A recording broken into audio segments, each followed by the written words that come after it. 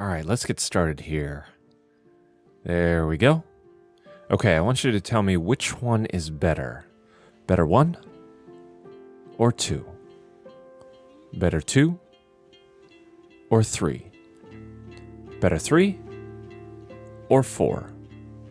Yep, that's what I thought. Okay, 1 second. Okay, here you go. Here are your new visuals.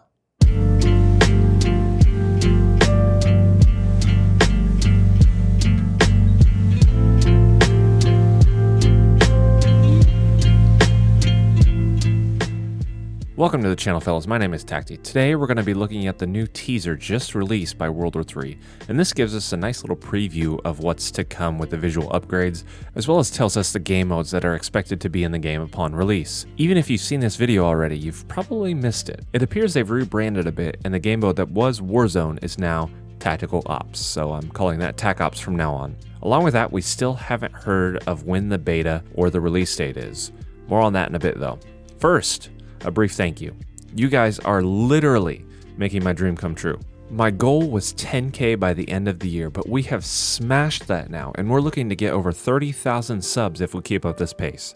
5,000 to 30,000 subs in 6 months would be absolutely insane. So feel free to join into that insanity and hit that subscribe button for first-person shooters and more stupid dad jokes that you saw in the intro. Moving on here, if you haven't heard of World War III though, you're likely new here as I've been following the development as closely as I can over the past 3 years. But World War III is a first-person shooter that attempted to release early in 2018 into early access, but was pulled from the Steam store to take a new route in development.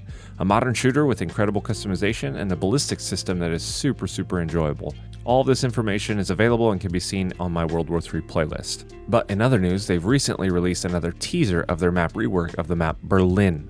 What's cool is all their maps are based on real-world locations like this, so if you've ever been to any of these places in the game, you'll recognize the attention to detail. Now, to be honest, in a small rant here, I've been a little frustrated with World War III and their lack of marketing after the previous trailer back in July. You've got to stay competitive in this market. You've got to keep up the hype. You just dropped the trailer and didn't go anywhere from there until right now. Look, all you've got to do is remain visible and use the Battlefield vs. World War III comparison to your advantage for exposure. People will keep comparing you, and those that didn't even know about you will see you.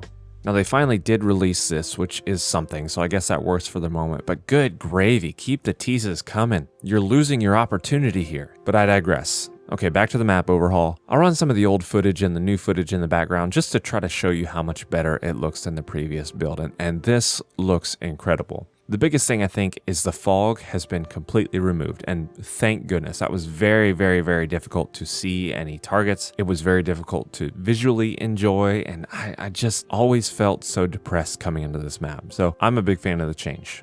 The old maps look great. I mean, the visuals of this game have always been pretty good in my opinion, but Berlin was one of my least favorite maps, and because of this fog here. Dull, dark, gray, dingy, which, you know, is fine if you're going for that, but fun fact about me, I'm a little bit colorblind, just a little bit. So the more colors, the better. I'm just drawn to that a little bit more, and it satisfies my color itch. And the colors aren't the only thing they've added. There seem to be a few dynamic elements. Just looking at these, you can see the flashing lights, and the reflections look fantastic. It all looks really great, and I'm just happy to see the change. Now, I was in the closed focus tests, so I have not played this map other than Team Deathmatch. So this giant map here, I have not seen a majority of it. But on this small bit I did play, the textures looked so much better, they were cleaner. Again, we'll talk about game modes here in a second, but I'm grateful that the lighting and contrast have been added because it's a lot easier for spotting enemies. I think graphically there are going to be a lot of people surprised at how crisp it looks and how well it's going to run. I'm just going to assume that this video was taken completely from PC, but if the console version looks this great, that's obviously a big plus. And yes, it's coming to consoles. It's not confirmed by the devs officially, but you wouldn't tell your investors anything about crossplay if you weren't working on consoles. So I'm just going to assume it is and plant my flag there. Okay, moving on to game modes. In the description of the Berlin video, it talks about tactical ops, like I said, TAC Ops. This is the new Warzone apparently, with a 20v20 lobby. Trying to compete with a brand name like Warzone was probably going to be pretty difficult, so this is definitely a good idea. But unfortunately, it looks like it's only going to be 40 players per game. And this is unfortunate, actually. During the early development, I know 60-player lobbies were discussed and I think tested, if I can remember correctly. I'm not 100% sure, but sadly, that's not the case here. Maybe they kept testing it and it was too big of a madhouse or something like that, but 40 players. And here they only list TAC Ops and Deathmatch, so I guess 2 game modes are coming here? I'm not sure how I feel about that, honestly. A 20-person team deathmatch and a 40-person TAC Ops. What about Breakthrough?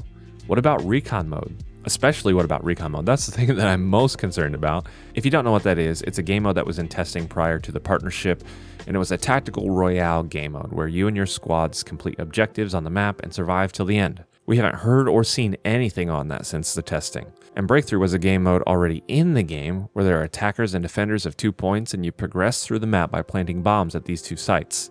So why only 2 here? Are they still worried about player counts and they don't want to maybe separate the player base? I don't know. Maybe those are planned for later releases. I have no idea what this is about. And I can't say it's a good call either.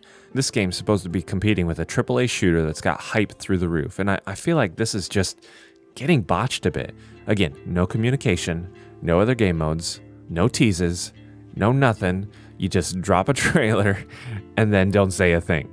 Whatever, I'm off my soapbox. It's just a little frustrating, and I think that they're whatever. Prior to the release of the game, which we don't know when that is yet, they've talked about a beta week or weekend or something along those lines. So hopefully that comes soon or gets announced soon. That goes back to communication, of course, but expect a beta sometime in the near future with some sort of an announcement soon because they've already mentioned that previously.